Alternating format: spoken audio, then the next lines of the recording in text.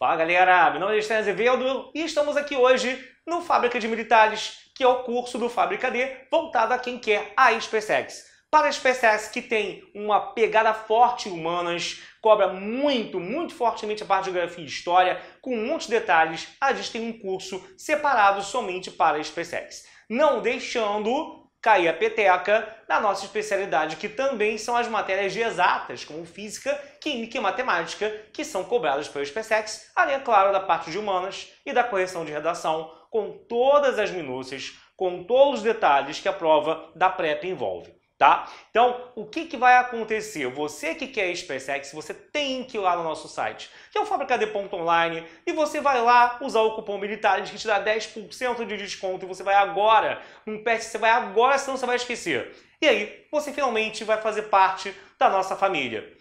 A SpaceX é uma prova que tem certas particularidades, mas ela não tem uma variabilidade tão grande de questões, como é, por exemplo, uma prova da Escola Naval, que diria que você nunca sabe direito o que vai cair, nem quando que a prova vai ser, né? Tem nesse problema.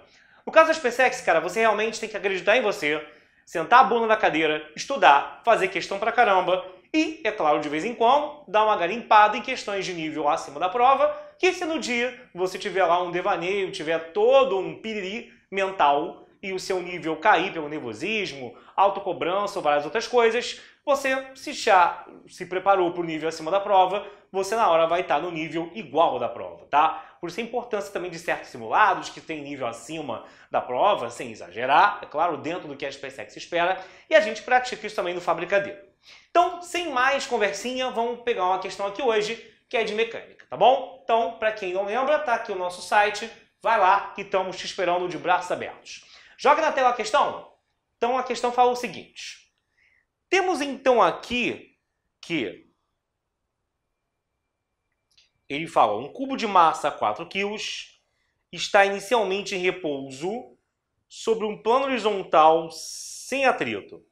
Durante 3 segundos aplica-se sobre, no caso aqui, o cubo uma força constante F, horizontal e perpendicular no centro de uma de suas, no caso, faces, fazendo com que ele sofra um deslocamento retilíneo de 9 metros, nesse intervalo de tempo conforme representado no desenho abaixo. No final do intervalo de tempo de 3 segundos, os módulos do impulso da força F e da quantidade de movimento do cubo são, no caso, iguais a quanto? Volta para mim. Beleza? Vamos lá então. O que acontece então aqui, galera? A ideia aqui qual é? É a seguinte, né? Você tem então que o cubo tem massa de 4 kg, eu tenho aqui um tempo de 3 segundos e um deslocamento de 9 metros, tá? E ao final desse deslocamento, ao final desse tempo em que ocorre esse deslocamento, ele quer saber o impulso dessa força, que eu vou relembrar contigo o que é impulso, e o que é a quantidade de movimento final que você vai ter, que eu também vou relembrar contigo que seria uma quantidade de movimento. Galera, impulso e quantidade de movimento no seu estudo, eles estão intimamente ligados. Intimamente ligados, porque você geralmente estuda a quantidade de movimento e logo em seguida já entra a parte de colisões, ok? Que é justamente a variação dessa quantidade de movimento. A quantidade de movimento ela é constante, a menos que ocorra exatamente que você tenha aqui uma força externa agindo sobre o corpo, tá? Então, quando eu tenho uma força agindo sobre o objeto, você vai ter, no caso aqui, o que seriam forças internas? Tipo uma ação e reação, né? Tipo, por exemplo, quando você tem lá 2 blocos e tem lá, no caso, uma corda puxando os 2 blocos. Aí tem uma atração, né, puxando de um lado e tem a atração na outra extremidade puxando para o outro. Aquilo ali não vai contar como força externa, se eu considerar o sistema como sendo os 2 blocos e a corda. Agora, nesse caso, você considera o sistema como sendo só o bloco, a força F é a força externa, que é alguém que está, por exemplo, com a mão empurrando o bloco. É alguém que está externamente, que não é o bloco, não faz parte do bloco, empurrando o bloquinho aqui, e com isso ele vai causar uma aceleração no bloco e, consequentemente, se acelera, vai mudar a velocidade. Como a quantidade de movimento depende do V, na verdade, pessoal, o que é a quantidade de movimento? Eu sempre conto uma historinha sobre isso daqui na primeira aula. Primeira aula, quantidade de movimento, primeiro momento em que o cara é apresentado essa matéria, eu vi ele falar assim, galera, você tem lá uma pessoa que é alvejada por uma bala, por um tiro. E tem lá um elefante que atropela uma pessoa. O elefante tem uma alta massa e uma baixa velocidade. A bala tem uma pequenina massa e uma altíssima velocidade. Pode ser que, dependendo, né, da combinação de massa com velocidade, que o impacto que a pessoa sinta seja o mesmo, né? Mesmo que de formas diferentes. Mas a dor pode ser a mesma. E aí isso depende justamente do quê? De você ter ali uma combinação, um par de massa e velocidade, de bala com a velocidade da bala, ou do elefante com a velocidade pequenininha dele, que no final produz o mesmo efeito ao se chocar com alguém. A quantidade de movimento, levando em consideração que eu tenho tanto a massa quanto a velocidade como importantes para esse efeito, diz que os físicos concluíram que a quantidade de movimento é a massa multiplicada pela velocidade, isso em módulo, né? Isso aqui é uma grandeza vetorial, o que eu estou botando aqui para você em módulo. E aí, justamente, se o V muda, é claro que o Q muda. A massa é a mesma, né?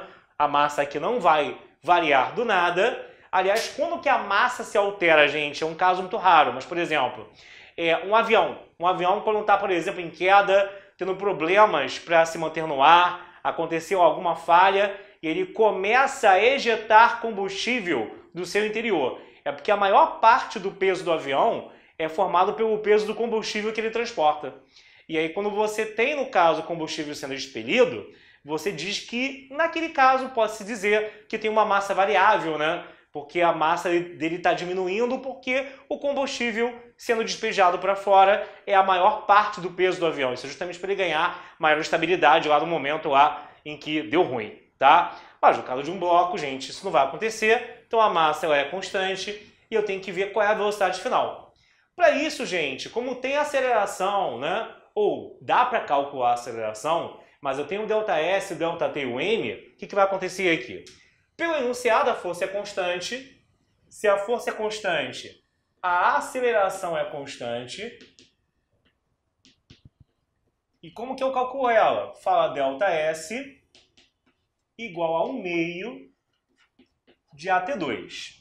Para quem é muito ruim nisso, lembra que na verdade a equação do move mesmo é essa daqui, né? S igual a S0 mais V0T mais 1 meio de AT2. Porém, quando eu jogo o S0 para a esquerda, você vai ter que ΔS vai ser o V0 é zero, que ele sai do repouso, então só sobra o AT ao quadrado lá do outro lado, tá bem?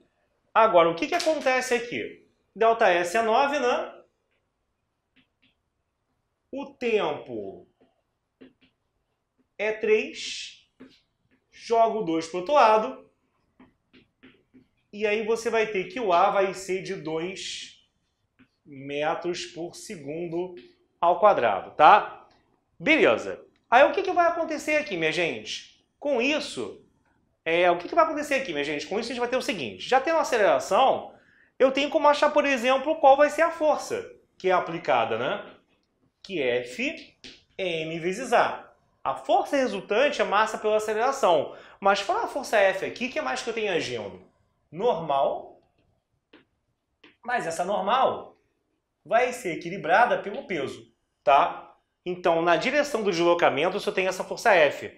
Não tem atrito, então a resultante é a própria F, que vai ser o quê? 4 vezes 2, dando 8 newtons, tá?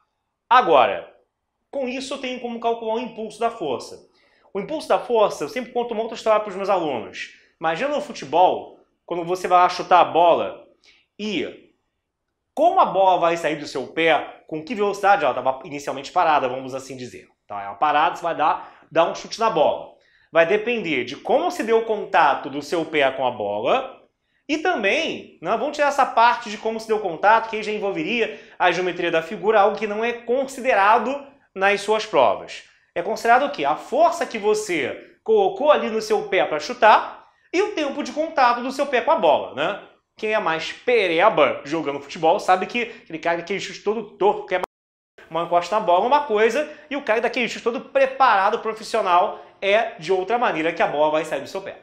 Então, o impulso, ele é o que, galera? O impulso de uma força, ele é o produto, é um dual também, entre força e o tempo durante o qual essa força tocou na bola, tá? Então, o impulso vai ser aqui, ó.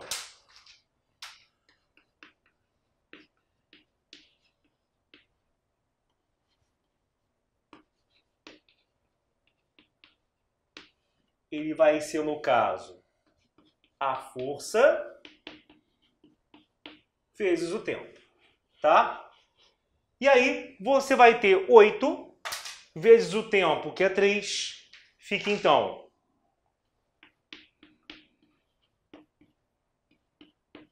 24, e 24 o quê? Qual a unidade? Não tem o nomezinho bonitinho correto.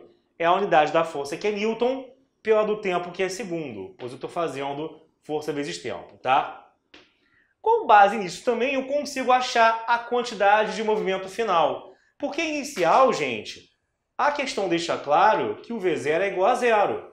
E como a quantidade de movimento é massa pela velocidade, a quantidade inicial é zero. Que eu estou fazendo um m por um v que é zero. E por que eu estou dizendo isso? Impulso de uma força é a mesma coisa que a variação da quantidade de movimento. É o Q final menos o Q inicial. Se eu já sei, então, que o Q inicial é zero, acaba que, numericamente, a quantidade de movimento final ela é exatamente igual ao impulso 24, só que normalmente a unidade que eu vou usar para a quantidade de movimento não é Newton vezes segundo, embora numericamente esteja igual, né? É a da massa, que é Q, pela da velocidade, que é metros por segundo. Mas, no final das contas, o valor encontrado é 24 para ambos os casos, beleza? Então, pessoal, você da frente aí, dá o seu print, tá? Não esquece de passar lá no nosso site, hoje que foi o jogo mais rápido, que é o fabricad.online, e escolhe o plano Fábrica de Militares, que é aquele exclusivo para você que quer ser um vencedor, um guerreiro da PrEP, que vai conquistar com certeza a sua vaga estando do nosso lado, tá bom? Estando ao nosso lado, tá bom? Beleza? Forte beijo, fiquem com Deus, valeu, gente! O Fabricad tem uma super novidade para vocês. Aulas voltadas ao exame de qualificação da UERJ. Quer ver só? Tira dúvidas, correção de redação, análise das obras que caem na prova e muito, muito mais, galera. Tudo isso aliado a simulados e listas de exercícios que vão do básico ao avançado vão te fazer chegar à vitória. Então, não perde o seu tempo, né? Quem quer aprender, vem pro Fabricad. Fala galera, bom dia, boa tarde, boa noite. Para quem não me conhece, eu sou Alexandre, líder do Fabricad, e hoje estamos em mais uma aula voltada à SpaceX, mais carinhosamente conhecida como a PrEP, e que vamos tratar de assuntos importantes por um motivo ou pelo outro para a sua prova. E hoje, dia de ótica, é um assunto importante justamente porque não é dos assuntos que o pessoal mais gosta, mesmo para quem não gosta de física, dentro do não gostar, óptica está ainda pior em relação à preferência da galera. E é importante porque tem várias pegadinhas, como os sinais em relação a se ver esse objeto, se é imagem virtual, real. O pessoal confunde espelho com lente, algumas características. E isso é importante para que você acerte a questão que vai ser cobrada na sua prova. Antes disso, passa lá no nosso site, que é o fabricad.online. E não esquece, você tem um cupom Militares à sua disposição para você ter 10% de desconto no plano Fábrica de Militares, que é o plano voltado exclusivamente à SpaceX. Para a IMITA, para a FEFON temos outros planos, mas para a SpaceX, esse plano que eu falei, o Fábrica de Militares é o plano que você quer, tá bom? Então, galera, joga na tela aí, primeira questão, sem mais demora, que é o seguinte. Ele fala então assim com a gente. Questão de espelho esférico. Uma jovem, para fazer sua maquiagem, comprou um espelho esférico de Gauss. Ela observou que quando seu rosto está a 30 centímetros do espelho, a sua imagem é direita e 3 vezes maior do que o tamanho do rosto. O tipo de espelho comprado pela jovem e o seu raio de curvatura são respectivamente. Volta para mim. Bom, gente, olha só. Vou tentar aqui facilitar a sua vida, porque essa questão é uma questão assim até comum de cair, tá? No vestibular normal, civil, poderia cair normalmente coisas até piores do que isso. Mas eu sei que é uma matéria em que o pessoal tem muita dificuldade. Então, por exemplo, esse lance já de identificar qual é o tipo de espelho, lembra de uma coisa que é primordial, que é essencial, que é importantíssima para você se safar. O espelho convexo tem o côncavo e o convexo. O espelho convexo, ele só conjuga imagem virtual, direita e menor. Ele só forma uma imagem que é virtual, direita e menor. Então, se o cara falou que a imagem é 3 vezes maior do que a original, do que o objeto, já não é um espelho convexo. Ele não forma uma imagem que é maior. A imagem é sempre menor. E direita quer dizer o quê? Que não tem inversão. Não vai estar de cabeça para baixo. Não estará de cabeça para baixo. E virtual. Então, só pode ser por exclusão um espelho côncavo. Nisso daí, tu já fica com várias opções eliminadas da questão. Então, espelho côncavo. Lembra? O espelho côncavo tem imagem de tudo quanto é tipo, né? Real invertido e maior, real invertido de mesmo tamanho. Tem a imagem pornográfica, que é a imagem imprópria, tá? Mas você, no espelho convexo, tem apenas um tipo de imagem, que é a virtual, direita e menor. Ok?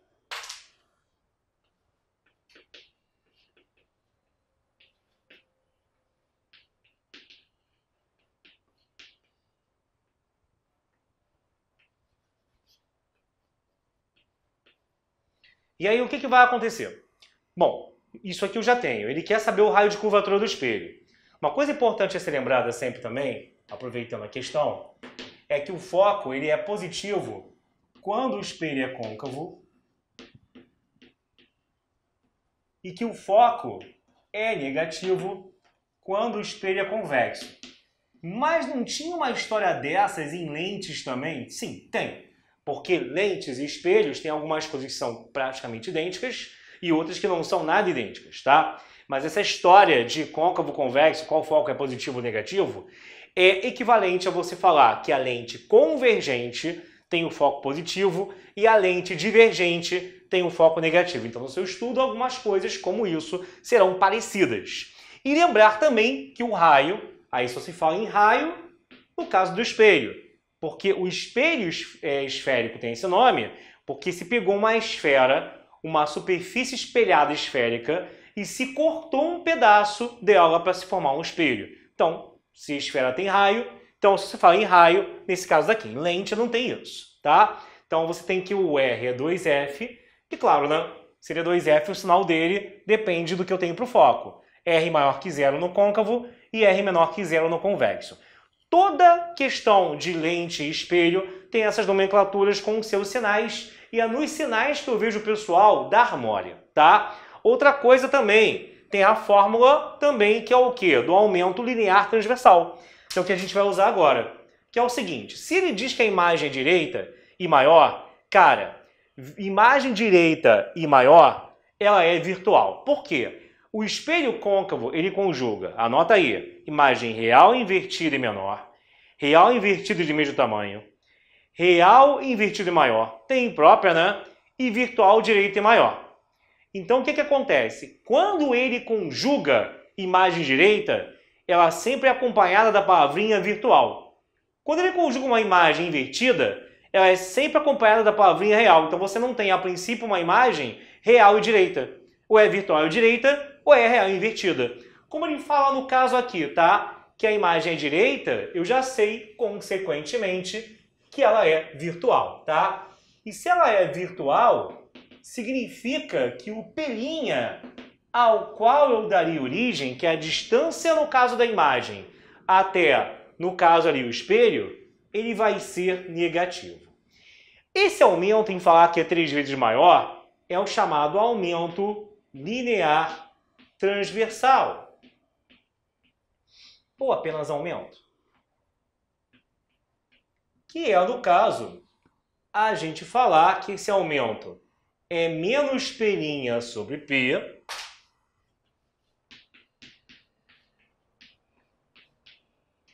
que é a mesma coisa que I sobre O. I sobre O é você dividir o tamanho da imagem pelo tamanho do objeto. Como a imagem não é invertida, ela vai ter o sinal de positivo. Esse I ele pega em módulo o tamanho da imagem, 2 centímetros, 10 centímetros, 30 centímetros. Mas se fosse invertida, na hora de substituir na equação, colocaria menos 30, ou menos 2, o que fosse o tamanho com menos na frente. Como ela é direita, eu não vou colocar nada de sinal, quer dizer, tem um sinal de mais que já está embutido ali, está implícito ali. Então eu vou fazer o quê? Ó? Que o menos π sobre o P, que é 30, vai ser igual a 3O sobre O. Entendeu? Se fosse invertida, ficaria menos 3O aqui. Como é direita, fica só assim e valeu. Então com isso, ó, eu vou jogar o 30 para o outro lado. Repara que eu vou achar de fato que o P' é negativo. O P' vai dar o quê? Ele vai dar menos 90. Né? O P' vai dar menos 90.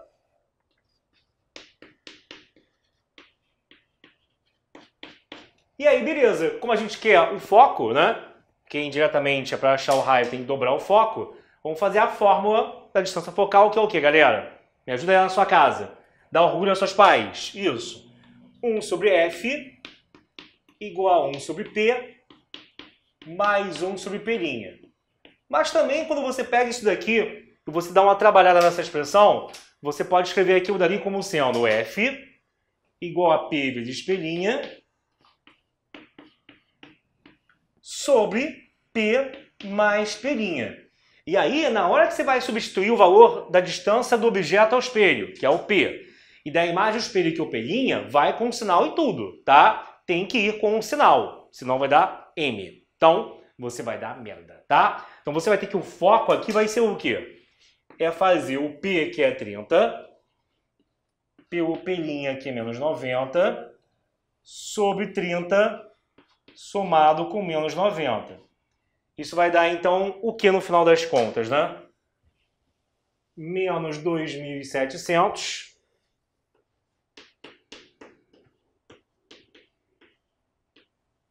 sobre menos 60 vai dar 270 por 6. 270 por 6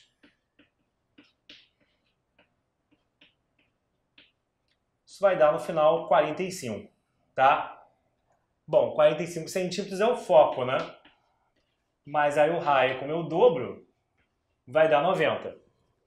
E as opções falam sobre o raio. Cuidado, elas não falam sobre o foco. Na letra A tem justamente isso, né? A letra A da questão tá justamente falando o quê? Joga na tela aí de novo, por favor, gente.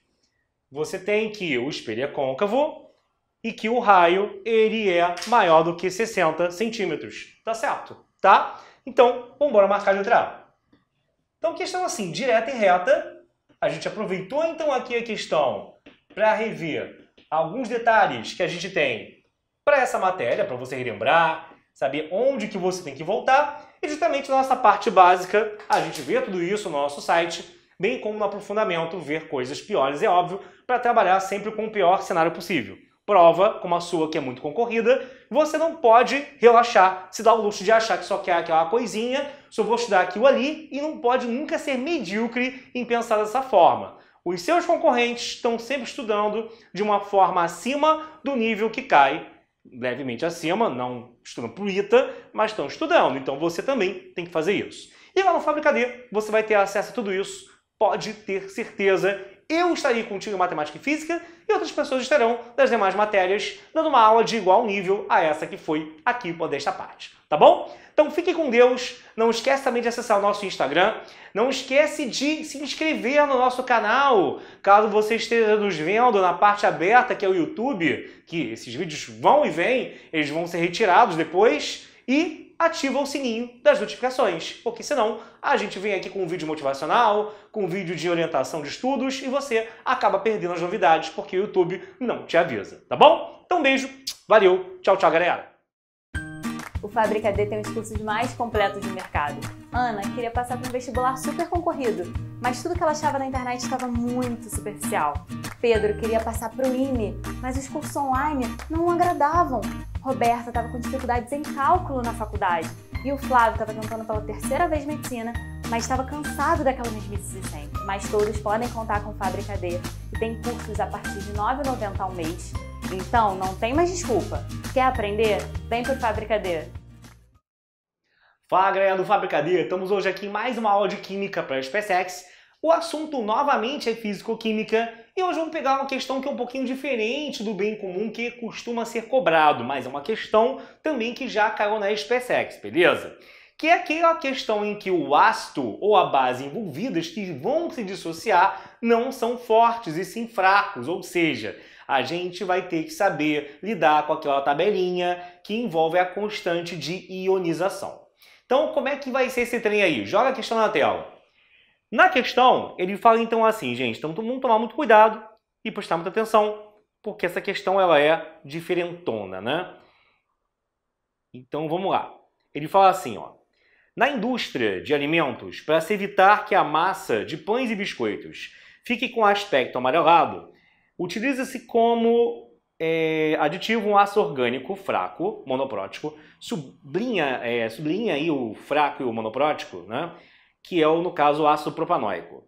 Considerando-se a constante de ionização desse ácido como 1 por 10 a menos 5 e as condições de temperatura e pressão de 25 graus Celsius e 1 atm, o pH aproximado de uma solução de concentração 0,001 mol por litro desse ácido é. Volta para mim. Então, olha só, pessoal, o que acontece? Se fosse um ácido forte, sem problema. Tudo que eu teria aqui de reagente iria, né? Até porque aqui a relação é 1 para 1, né? Aliás, por que a dissociação tem essa equação? Né? Algumas coisas aqui. Saber o que é ácido propanóico, eu não vou entrar muito nesse detalhe, como é que é a fórmula dele, porque aí teria que voltar na parte básica de orgânica, que isso, para quem é nosso aluno, tu já viu há muito tempo no site, né? Se não, volta lá nessa aula e dá uma olhada. Agora, saber por que ele só gera um íon H+, e o resto fica aqui dentro ainda, é porque ele fala isso daqui, gente, que o ácido é monoprótico.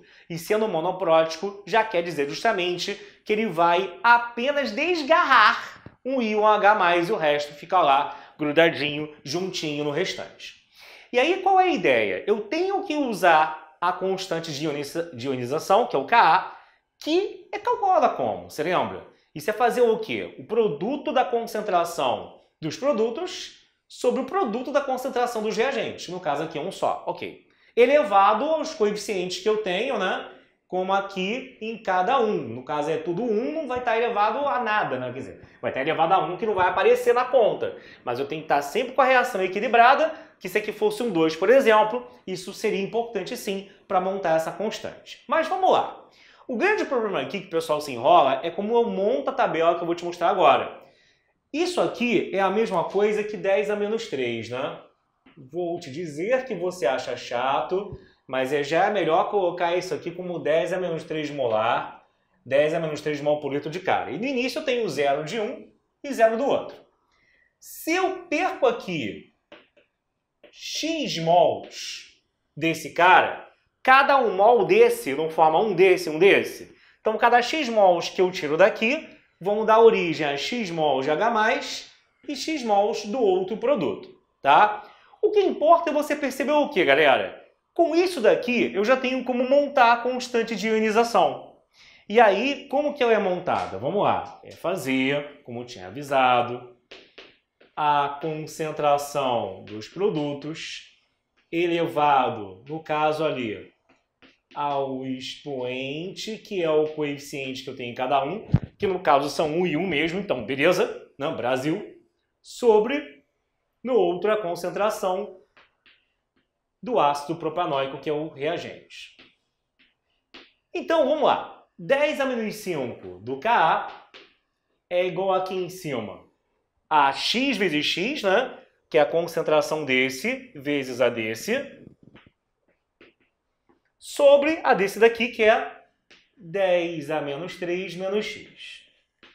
Muito cuidado com essas continhas, é que elas são um calcanhar de Aquiles de muito aluno bom, tá?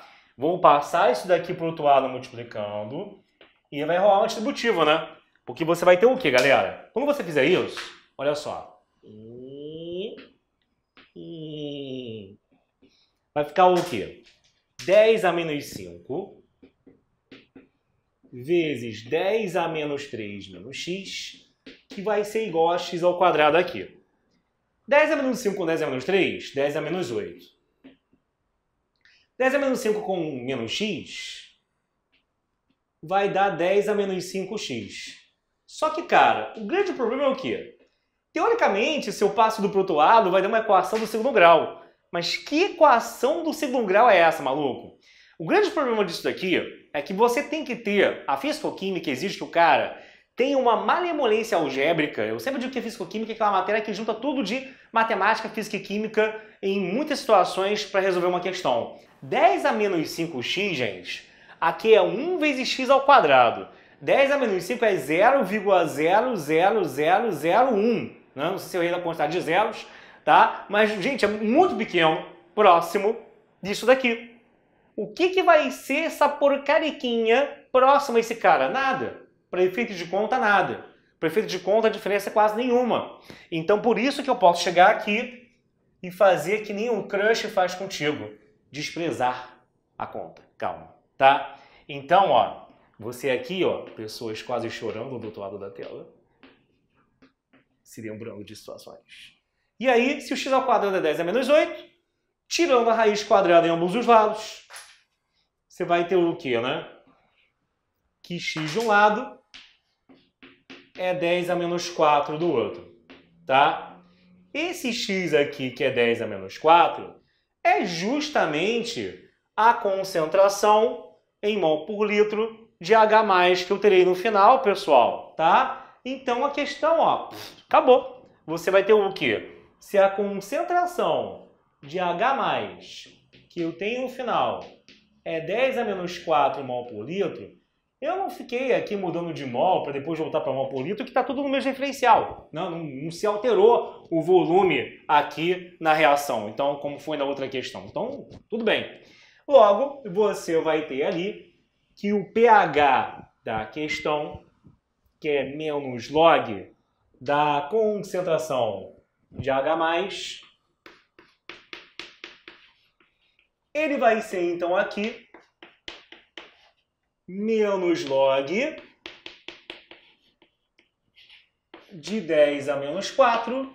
Aí você faz como você preferir, né? Pode fazer peteleco com menos 4, pode fazer por outros meios. Aqui tem 1001 maneiras de fazer isso. Fazendo um peteleco, menos 4 vem para frente, o menos 4 vai encontrar o menos 1, oi amigo, e menos 4 vezes menos 1 vai dar o quê? Vai dar 4, tá? Produto, né, gente? Vai dar 4 log de 10. Sabemos que quando você não escreve a base é o log decimal. Então, log de 10 na base 10 vale 1. Então, o pH que ele tanto queria, ele será igual a 4. Tá bom? Então tá aí, galera. Tá? Mais uma questão feita e destruída por nós. Vê se tá tudo bem aí. Vamos marcar a letra. Bota de novo na tela a questão. Isso era, no caso, a letra... boing.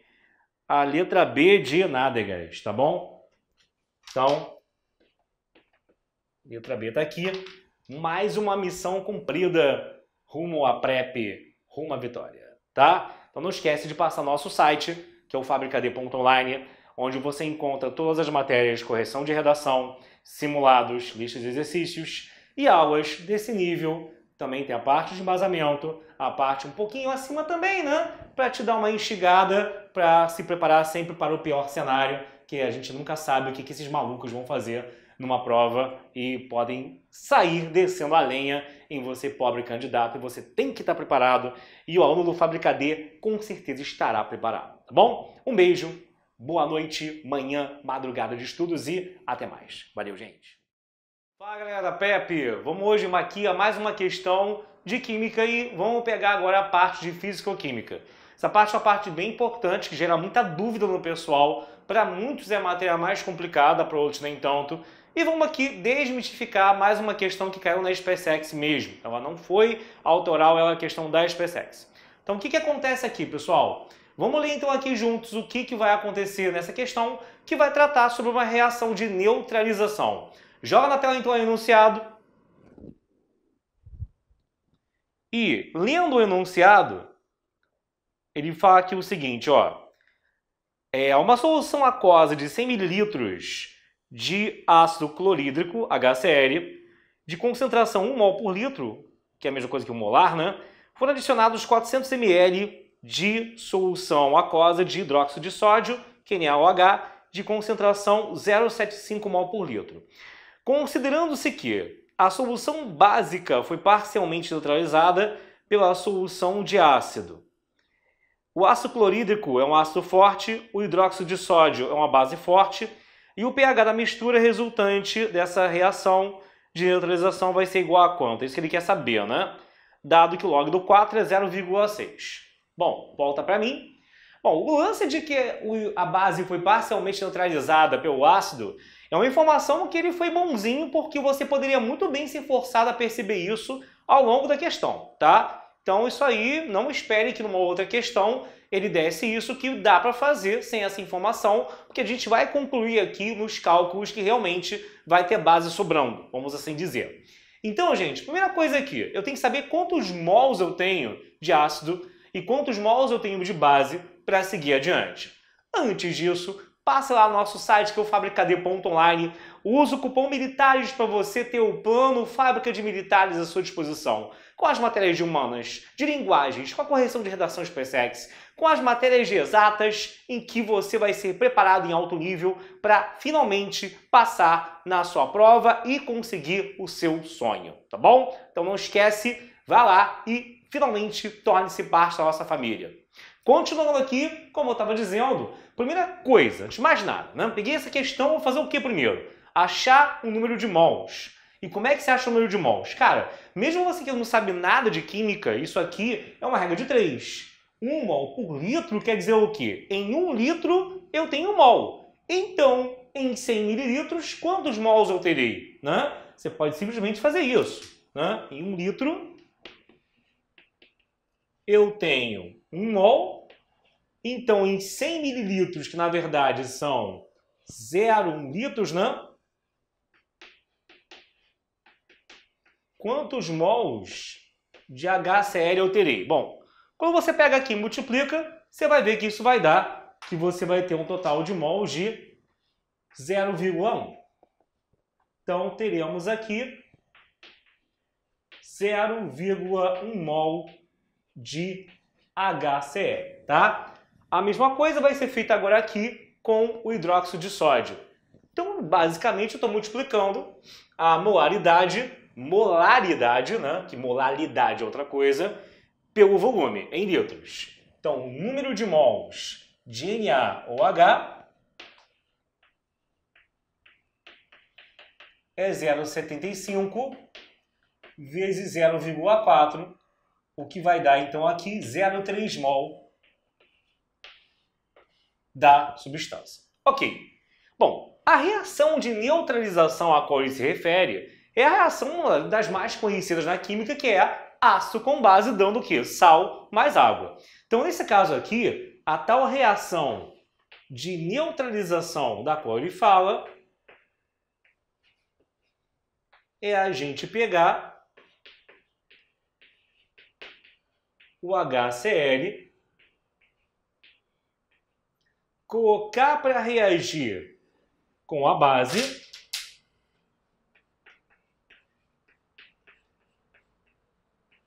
dando então aqui um NaCl, né? Cloreto de sódio, mais H2O. Isso, na verdade, o que vai dar como resultado, né? Não tem importância para a gente. O que importa aqui no caso é o seguinte: eu tenho 0,1. Como assim? Isso já está equilibrado, né? Você tem aqui, ó, 2Hs, um oxigênio. A reação já está equilibrada. Então, a proporção que eu preciso para reagir entre ácido e base é de 1 para 1. Se eu tenho aqui 0,1 mol, aí presta atenção, 0,1 mol de ácido clorídrico, e tenho 0,3 mol da base, significa que esse cara está em excesso. Foi por isso que a questão falou que você não teria toda a base aqui sendo neutralizada. Mas isso você consegue ver agora, sozinho, sem a ajuda do enunciado, né? O que poderia acontecer em outra questão. Você tem 0,1 mol aqui de HCl Como a relação é de 1 para 1, isso demanda 0 mol também de NaOH. Ué, e aqueles outros que faltam para chegar a 0,3? Justamente são o excesso de NaOH que eu tenho.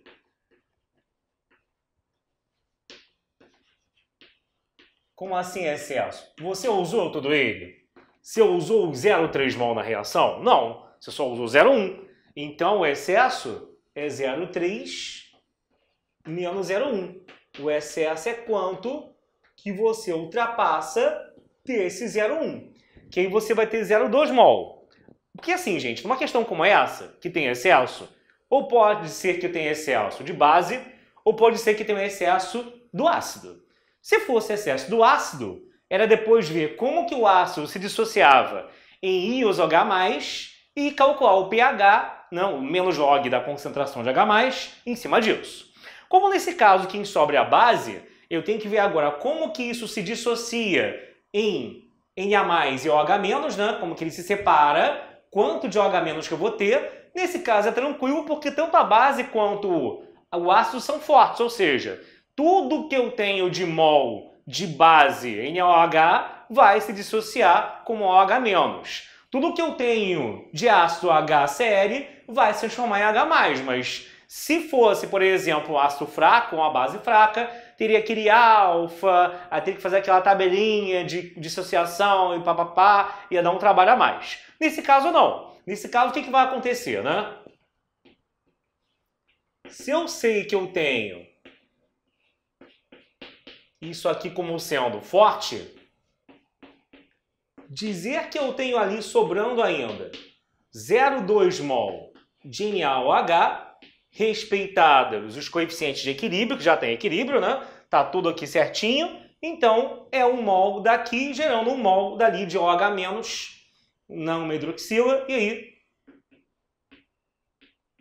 você vai ter 0,2 mol aqui de OH-. Porque é essa concentração que eu preciso, perdão, é essa quantidade, é dessa quantidade que eu preciso para chegar ao POH. Porque se eu estou lidando com OH-, primeiro eu vou pelo POH. Se fosse numa que tivesse excesso de ácido, aí iria gerar H+, aí eu iria direto para o pH, tá? Que é até a pergunta da questão.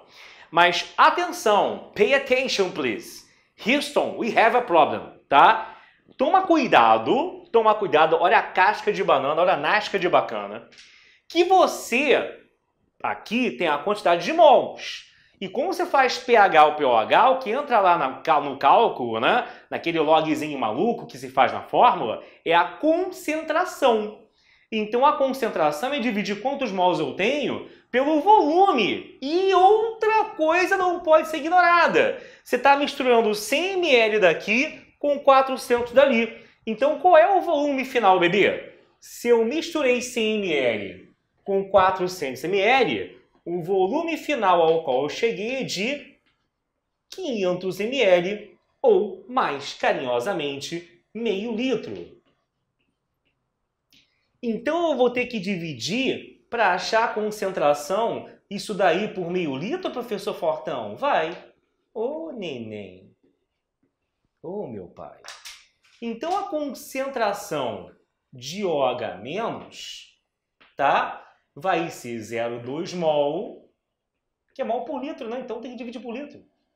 Por 0,5, o que vai dar 0,4 mol por litro. Aí sim, para calcular o pOH, é em cima desse valor que você vai fazer a continha mais conhecida do Brasil em química, que é menos log da concentração disso. Na verdade, é a mais conhecida do pH. Tudo bem. Então aqui, ó, você vai ter o quê? Ih, professor, não lembro dessa conta não. Não falo isso não, que eu não lembro da conta. Você está me deixando meio bolado, que eu não sei essa matéria não. Então olha só, gente. O que você faz agora aqui? Quando você tem a concentração de OH-, achar o pOH é você calcular menos a concentração, menos o log, perdão, da concentração de OH-. Cuidado, que algumas provas chamam esse menos log de colog, tá? Aproveitando aqui, cuidado,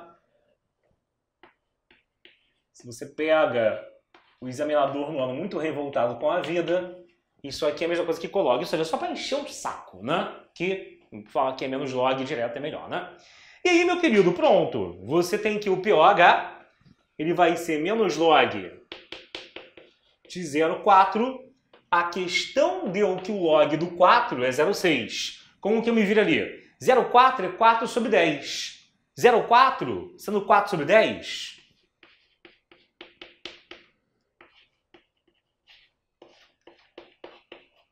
Log do quociente, como é que você faz, gente? É o log do de cima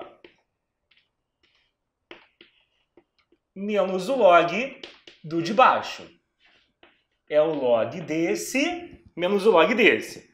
Log do 4 foi dado pela questão, é 0,6. Log de 10 é igual a 1. Então pronto, ó, você vai ter aqui 0,6, vai ter aqui 1. 0,6 menos 1 é menos 0,4, mas com menos à frente fica mais 0,4, tá? POH, tá bom? Então, você vai ter aqui que o POH ele é igual a 0,4. Mas a questão não quer isso, ela quer o pH. Bom, gente, mas aí também é uma parte padrão e básica dessa matéria, você saber o quê? Qual é o link que interliga pH com pOH? A soma dos dois tem que dar sempre 14. Então aqui, ó, lembra do professor, a soma tem que dar sempre o quê? Fortinho. Então você vai ter o quê aqui, ó? Fica aqui, pH mais pOH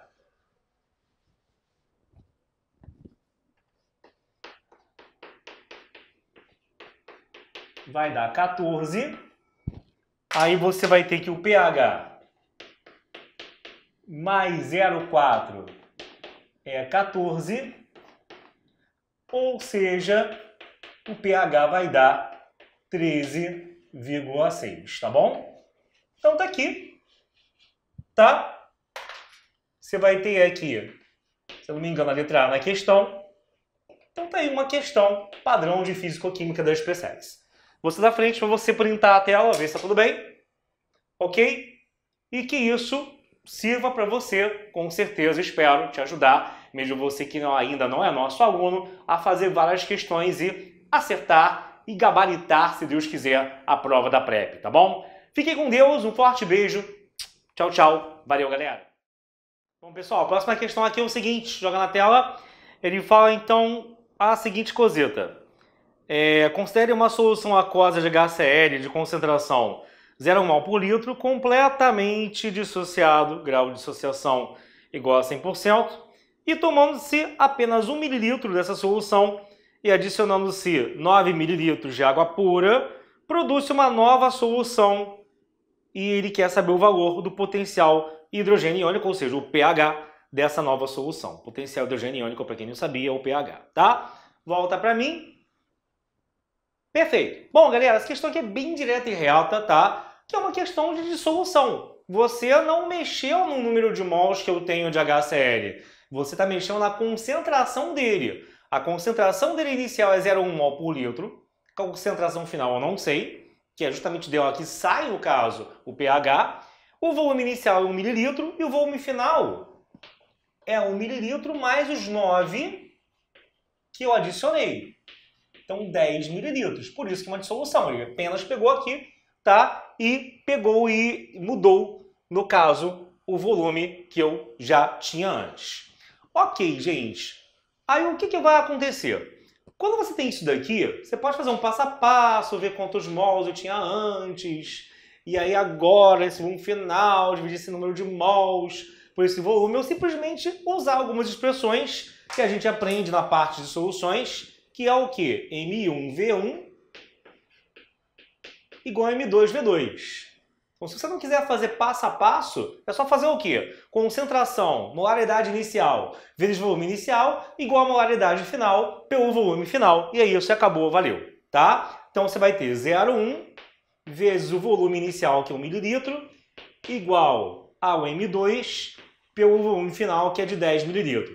Não precisa passar para litro, não. Cara, desde que os dois aqui estejam em ambos os lados na mesma unidade, mililitro e mililitro, não tem problema. Porque isso vai ser cortado em ambos os lados. tá? Então é só você agora ter, no caso, a percepção de que se a molaridade inicial era mol por litro, é claro que também a molaridade final vai sair alguma coisa que é mol por litro.